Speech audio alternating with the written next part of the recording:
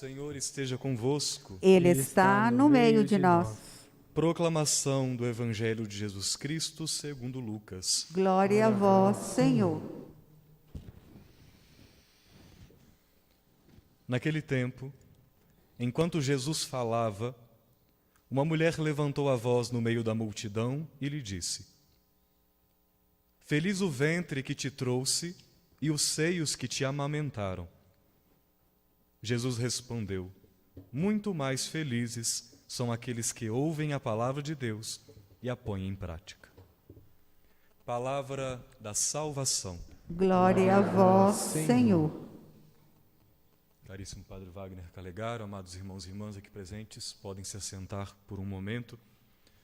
Vocês que pela rádio e TV da Padroeira de Minas nos acompanham também pelo nosso canal do YouTube, hoje nós celebramos a memória de Nossa Senhora de Fátima.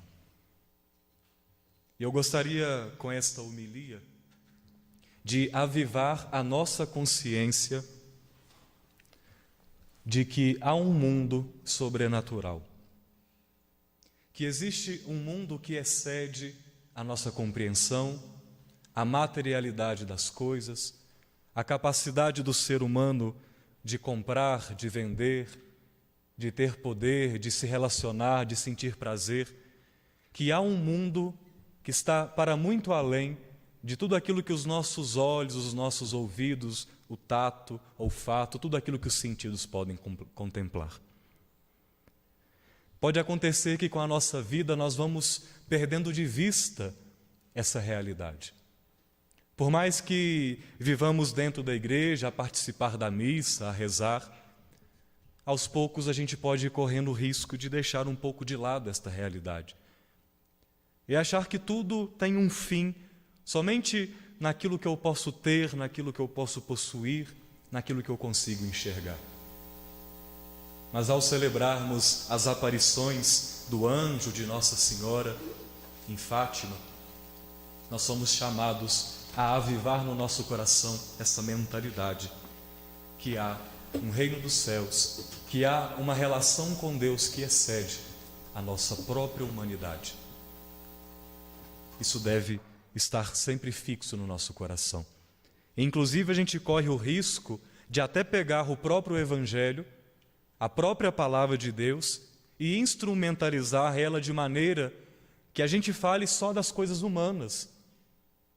Isso não necessariamente é um problema, mas pode se tornar, se a gente perde de vista, que a nossa vida ela não termina aqui, que a nossa vida está para além de nós mesmos e para além das relações que constituímos aqui entre nós, porque a nossa vida, como diz Paulo, está escondida com Cristo em Deus.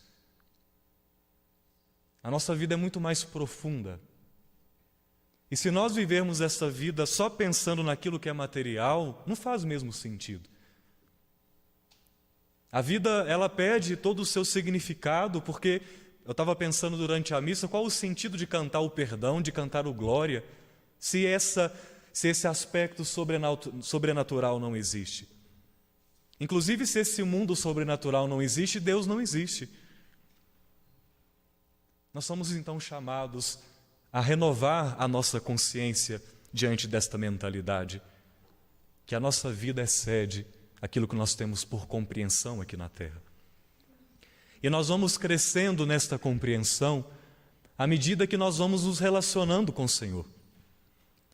Ele é o Deus, Ele é o nosso Senhor, é Ele quem nos dá a chave para participarmos dessa vida bem-aventurada com Ele. Portanto, é vivendo com Ele nessa intimidade, como o Evangelho nos diz. Feliz é aquele que ouve a palavra do Senhor e a coloca em prática.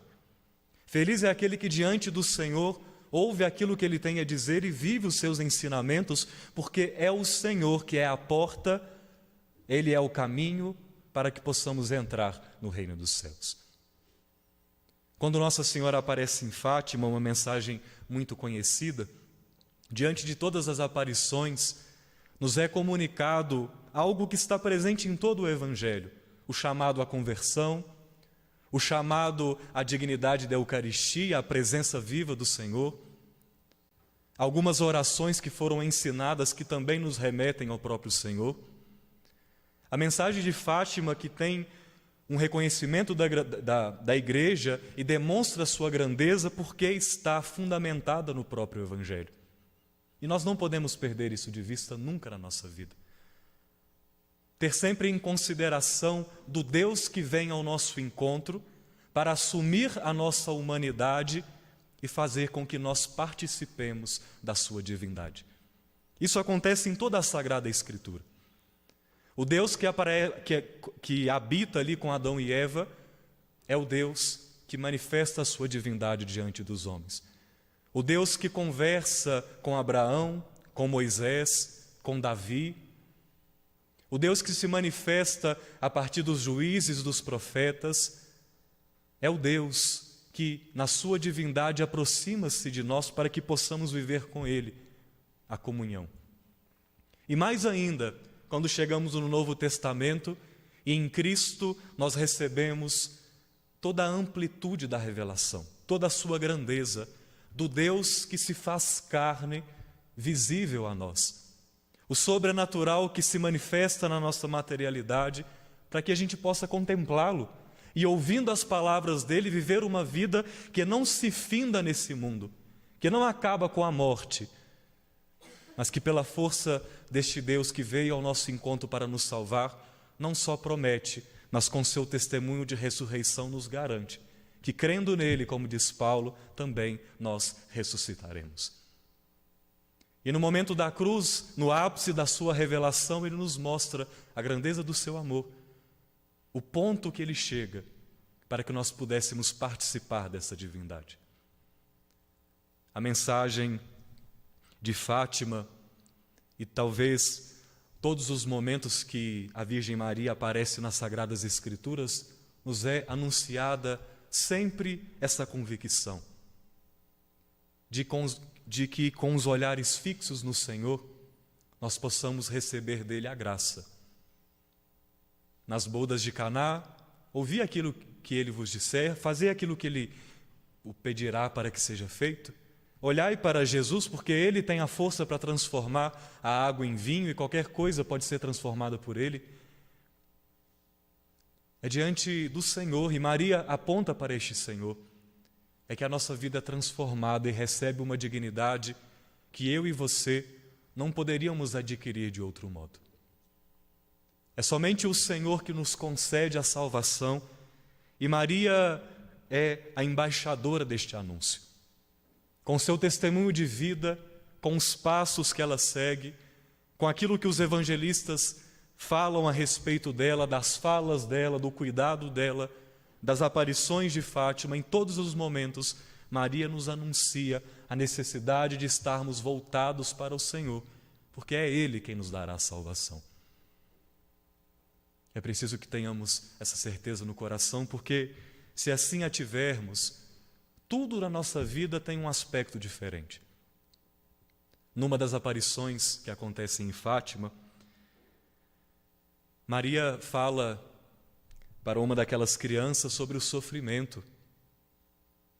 Se nós pensarmos o sofrimento só no seu aspecto material, ele é sempre ruim, ele é sempre um peso, ele é sempre uma dificuldade que não tem sentido e que pode gerar em nós até uma não conformação com aquilo. Eu conheço uma pessoa já em idade mais avançada e ela, na sua dificuldade de enxergar, ela não conseguiu ainda compreender que não é pagar o melhor médico do mundo, não é se submeter a todos os procedimentos, é simplesmente entender que pela idade e por outros aspectos da saúde, ela não conseguirá enxergar como ela enxergava antes, quando era nova, quando a sua saúde era boa. Alguém que não consegue se conformar com a naturalidade da vida, com seu estado, com a sua idade. Quando nós olhamos para a doença, por exemplo, somente pensando naquilo que é material, ela não faz sentido e ela é dolorosa demais. Mas como foi dito para aquela criança, faça com que esse seu sofrimento seja uma condição de salvação para os pecadores. Ofereça o seu sofrimento por aqueles que ainda não se converteram, de modo que, pela misericórdia de Deus, também outros cheguem ao conhecimento de Jesus Cristo e possam ser salvos. Quando nós contemplamos que há um Deus que habita conosco e que a nossa vida chegará um dia a este fim de viver plenamente com Ele, tudo na nossa vida é transformado. O sofrimento já não é à toa, eu posso oferecê-lo como um sofrimento de redenção. Os sacrifícios já não são mais à toa. Os meus dons não são só mais para alcançar fama, poder e dinheiro, não. Com o meu dom, eu sirvo a Deus a partir dos meus irmãos. Eu amo os outros, fazendo bem a eles, dessa forma eu também amo a Deus. Quando nós temos no nosso coração a consciência da presença de Deus em nós, que nós pertencemos a Ele, que Ele é o nosso destino final, tudo o que nós temos e tudo o que nós somos é ressignificado. A nossa vida não é mais a mesma, mas para isso é preciso que dia a dia renovemos no nosso coração a mentalidade que a nossa vida está escondida com Deus, de que a nossa vida, ainda nessa materialidade, ela é muito mais do que isso, porque Deus nos deu a sua divindade. Deus nos fez participar deste mundo sobrenatural. É a herança que Ele deu para cada um de nós. Peçamos hoje a intercessão de Nossa Senhora, para que possamos, em primeiro plano, colocar Jesus na nossa vida. Como há aquela fala do Evangelho de Marta e Maria, Marta que está varrendo, arrumando a casa, e critica a outra Maria porque ela tinha escolhido ficar ouvindo a Jesus. E Jesus então responde a Marta: "Ô Marta, você está se preocupando com umas coisas tão pequenas. Maria escolheu pela melhor parte, que é estar na contemplação do Senhor." Isso não significa que nós vamos deixar os nossos trabalhos e, por coincidência, já estamos aqui no alto da montanha, né? Então não vamos mais conviver com ninguém, vamos nos retirar, não vamos trabalhar, não vamos conviver, vamos só rezar. Não, não é isso. Nós vamos ainda voltar para as nossas casas, viver os nossos desafios, mas sempre com essa consciência: Deus, Ele deve estar em primeiro plano. Se for para servir ao outro, na consciência de que faço isso também por Deus. Se estou sofrendo, sofrer na consciência de que sofro oferecendo isso a Deus. Amar aos outros, perdoar aos outros, na consciência de que tudo está entrelaçado com Deus. Diante dessa consciência, o Senhor com certeza nos dará a graça, não só de nos salvarmos, mas também de brilharmos como uma luz para as pessoas que cruzarem os nossos caminhos. Que pela intercessão de Nossa Senhora de Fátima, ela nos conceda a graça da salvação e também, pelo nosso testemunho de vida, mostrar às pessoas a graça de seguir Jesus Cristo, que é caminho, verdade e vida.